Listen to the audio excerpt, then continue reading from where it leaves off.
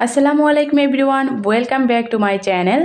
আজকে শেয়ার করব একটা দুর্দান্ত স্বাদের বেগুন দিয়ে আর এক টুকরা মাছ দিয়ে ভর্তা রেসিপি। আর এই ভর্তাটা দিয়েই আপনি পুরো প্লেটের ভাত নিমিষেই শেষ করে ফেলতে পারবেন।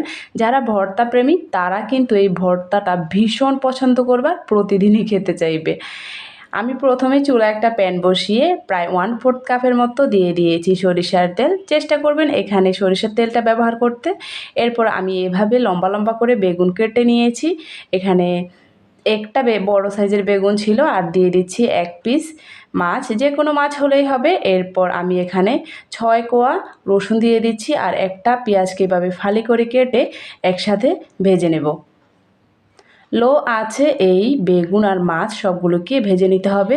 এমনভাবে ভাজতে হবে যাতে রসুন পেঁয়াজ সহ সব কিছু খুব ভালো করে সেদ্ধ হয়ে যায়।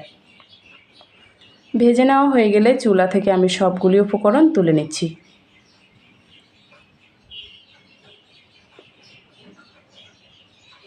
এরপর আমি এখানে 4টা শুকনো মরিচ খুব ভালো করে ভেজে নিয়েছি। এখন প্রথমে মাছের কাঁটাটা খুব ভালো করে বেছে নিতে হবে। এরপর আমি ভর্তাটা তৈরি করব। এর জন্য প্রথমেই শুকনো মরিচগুলো খুব ভালো করে মেখে নিতে হবে। এরপর আমি রসুন ভাজা আর একটা কাঁচা পেঁয়াজ কুচি এখানে অ্যাড করেছি। আপনি যদি কাঁচা পেঁয়াজের ফ্লেভার পছন্দ না করেন সেক্ষেত্রে এটা স্কিপ করতে পারেন, তবে আমার কাছে ভর্তার সাথে কাঁচা পেঁয়াজের ফ্লেভারটাও খুব ভালো লাগে। সবগুলি উপকরণ একসাথে মেখে নিয়ে এরপর আমি এখানে ভাজা পেঁয়াজটা দিয়ে দিয়েছি। এরপর বেগুনের সাইডের যে খোসাটা এভাবে ফেলে আমি সবগুলি বেগুন নিয়ে নিয়েছি। এখন খুব ভালো করে এই পেঁয়াজের সাথে বেগুনটাকে মেখে নিতে হবে। এরপর আমি বেছে রাখা মাছ এখানে দিয়ে দিচ্ছি। এখন দিয়ে দিচ্ছি ধনিয়া পাতা কুচি। অবশ্যই এই ভর্তার মধ্যে ধনিয়া পাতাটা অ্যাড করতে হবে। এখন স্বাদ মতো লবণ দিয়ে দিচ্ছি।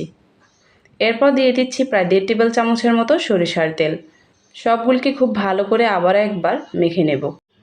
রেসিপি ভালো লাগলে লাইক ও শেয়ার করে অন্যদেরকে দেখার সুযোগ করে দিন।